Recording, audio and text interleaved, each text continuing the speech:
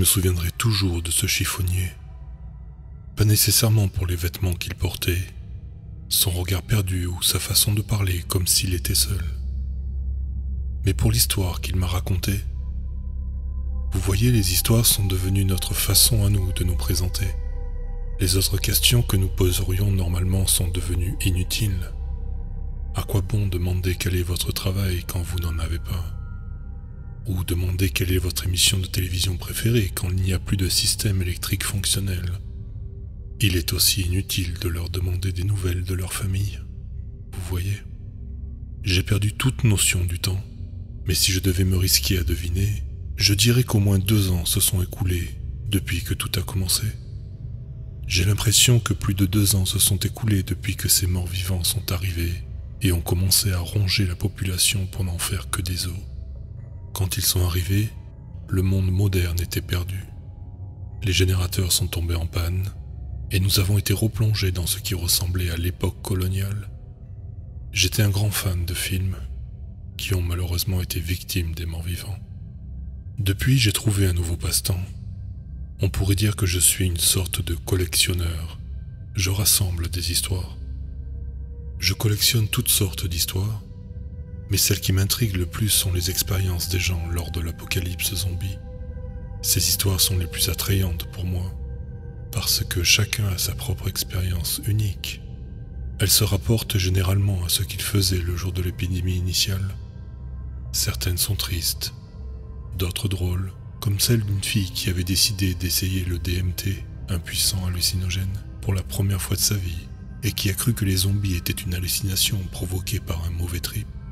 Elle lui a fallu 1 semaine avant de réaliser que c'était beaucoup trop long pour être une hallucination. Mais une histoire en particulier m'a vraiment marqué ces 2 dernières années. J'ai rencontré le chiffonnier dans un immeuble qui a été incendié. Je me déplaçais d'un endroit à l'autre, à la recherche d'un abri où rester. Je me suis aventuré dans le bâtiment en décomposition en ignorant ma peur de tomber dans une embuscade. Je voulais juste un endroit où passer la nuit, où je ne m'endormirais pas de peur d'être réveillé par une de ces choses qui me rongent. J'ai trouvé le chiffonnier accroupi devant un feu. Il a à peine senti ma présence, là où la plupart des gens auraient dégainé leurs armes et exigé que je m'identifie. Il a simplement levé la tête pour me regarder rapidement, avant de la laisser retomber vers le feu crépitant. J'ai pris cela comme une invitation et me suis assis près de la chaleur. C'était la première fois depuis des semaines que j'étais capable de réchauffer mon corps de l'air froid de la nuit. Le feu crépitant et rugissant m'a rappelé des souvenirs de contes de feu de camp. Je l'appelle le chiffonnier parce qu'il ne s'est jamais présenté. C'est un homme d'une 50aine d'années, à l'air hagard. Sa barbe semblait n'avoir jamais été touchée depuis que les morts-vivants avaient fait leur apparition. Il était émacié, et dans un monde où tout est squelette ambulant, dire qu'il était décharné n'est ni un euphémisme, ni une facétie littéraire. Ses vêtements ressemblaient plus à des chiffons après des mois d'activité intense. On aurait dit qu'il s'était emmitouflé avec 2 ou 3 vêtements les uns sur les autres. Mais tous étaient usés jusqu'à la fibre. Nous nous sommes regardés en silence pendant quelques instants, avant qu'il ne commence à parler sans même se présenter. Il a commencé. Les premiers jours de l'épidémie, nous nous sommes réfugiés dans un immeuble. C'est dans cet immeuble de bureau que nous avons survécu à ces premiers jours. Nous avons mangé la nourriture que nous avons trouvée dans la salle de repos. Nous avons relaté les événements et échangé nos connaissances sur la situation. Le consensus général était que l'armée était en route. Il devait l'être. On s'attendait à ce que le déploiement militaire soit rapide et efficace. Nous pensions que ce fléau infernal serait résolu en quelques jours. J'ai eu ma première vraie rencontre avec un infecté la nuit où nous sommes entrés dans l'immeuble. Un membre de mon groupe a suggéré que nous fouillions la zone pour nous assurer que nous étions vraiment en sécurité dans ce bâtiment barricadé. La plupart des employés avaient fui. Il semblait que personne ne voulait passer l'apocalypse dans son ancien lieu de travail. Il n'y avait personne à l'exception d'un employé qui avait décidé de sombrer avec le navire. Il était habillé d'une chemise blanche boutonnée, tachée de rouge. C'est moi qui l'ai trouvé et qui ai dû m'occuper de lui. Il s'est lentement tourné vers moi. Sa bouche était pleine de sang et il avait récemment commencé à pourrir. J'ai attrapé l'arme la plus proche que je pouvais trouver, une agrafeuse rouge. J'ai fait un pas vers lui, je l'ai frappé de toutes mes forces. Le premier coup l'a mis au sol. Je pensais l'avoir tué, mais quand il a commencé à se relever, j'ai vite compris que ces choses étaient très résistantes. Je l'ai frappé à nouveau, et encore. À ce moment-là, le chiffonnier est devenu très excité, et comme s'il était en transe, il a rejoué l'action et a abattu sa main droite sur une cible invisible. Le chiffonnier poursuivit en soulignant son histoire par ses gestes. J'ai dû frapper la tête avec cette agrafeuse rouge 20 ou 30 fois, avant qu'il ne cesse finalement de bouger. J'ai jeté un dernier coup d'œil à cette bouillie sanglante et osseuse qu'était son visage avant de vomir dans une poubelle à proximité. J'ai ensuite traîné le corps jusqu'à une fenêtre et je l'ai poussé dehors. Je ne l'ai pas regardé s'écraser dans la rue en dessous. Je suis retourné vers les autres et n'ai pas soufflé un mot de ce que j'avais fait. Je ne sais pas pourquoi je ne leur ai jamais dit. Peut-être la culpabilité et aussi la volonté de ne pas les effrayer. Je venais de tuer ce qui était autrefois un homme, assez brutalement. Je l'avais battu à mort avec une agrafeuse dans ma main, jusqu'à ce que son visage s'ouvre et que son cerveau commence à sortir.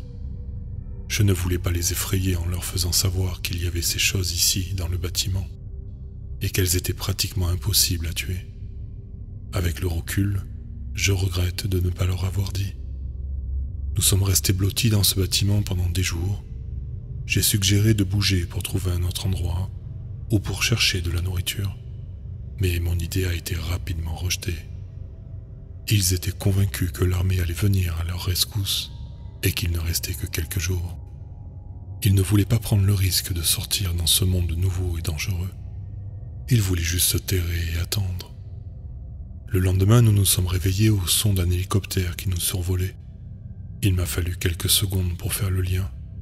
Les autres ont tout de suite compris les implications. Ils se sont levés et ont commencé à arracher la barricade de fortune que nous avions mis en place pour empêcher ces monstres mangeurs de chair d'entrer. Ils se sont engouffrés dans les rues, agitant les mains et essayant d'attirer l'attention de l'hélicoptère. Il faisait tellement de bruit. Ils pensaient que l'hélicoptère était l'armée venant les sauver. Ce n'était pas mon cas. Je l'ai vu comme le dernier soupir de notre société s'effondrant sous l'assaut des morts. Cet hélicoptère n'était pas là pour commencer l'évacuation des civils, mais plutôt pour fuir la base pendant que les morts-vivants l'envahissaient et rongeaient tout jusqu'aux os. Je me tenais dans l'embrasure de la porte et les regardais crier en faisant des grands signes. C'est à ce moment-là que j'ai compris la différence entre eux et moi. C'était l'espoir et la peur. Ils avaient de l'espoir et pensaient que les militaires allaient arriver sur leurs chevaux blancs et sauver la situation. J'avais la peur. J'avais affronté un de ces zombies.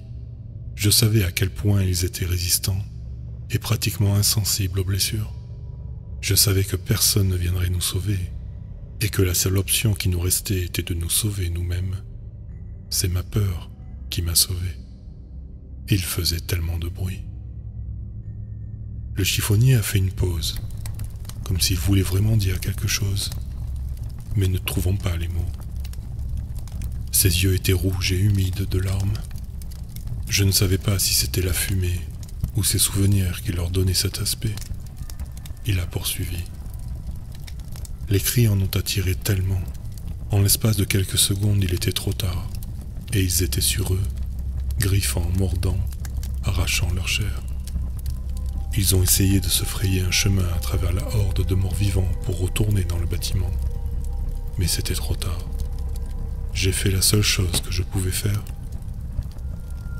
Sa voix s'est brisée, et il a mis quelques secondes avant de pouvoir terminer cette pensée. J'ai dû fermer la porte. Je savais que je ne pouvais rien faire de plus. Il y avait tellement de créatures, et j'étais si terrifié. Tuer une de ces choses était si difficile. Comment pourrais-je en tuer 15 ? Les zombies étaient distraits maintenant, mais si je les laissais revenir, ce serait notre mort à tous. J'ai commencé à barricader la porte. Certains ont réussi à traverser la masse de chair morte et ont commencé à frapper sur la porte. J'ai essayé de ne pas entendre leur désespoir. Je me répétais qu'il était trop tard pour eux. Je me disais que je pouvais survivre à tout ça si je me taisais et les ignorais. Je pourrais survivre si je les abandonnais. Ils ont réalisé ce que je leur faisais, et leurs supplications pour qu'on les laisse entrer se sont transformées en malédictions. Ils m'ont traité des pires noms imaginables. Il a sangloté et pleuré de façon incohérente. Il n'a rien dit pendant le reste de la nuit, et je ne lui ai rien demandé. Il n'y avait rien que je pouvais lui dire. Nous nous sommes tous deux endormis de part et d'autre du feu, et malgré la chaleur, j'ai ressenti un frisson dans tout le corps. Je ne sais pas trop pourquoi le chiffonnier m'a raconté cette histoire. Voulait-il quelqu'un à qui se confier? Voulait-il être puni pour avoir abandonné ces gens? Je ne connaîtrai jamais la réponse à cette question, car lorsque je me suis réveillé le lendemain matin, le chiffonnier était parti. Seul le feu fumant était resté derrière lui, comme preuve de son existence.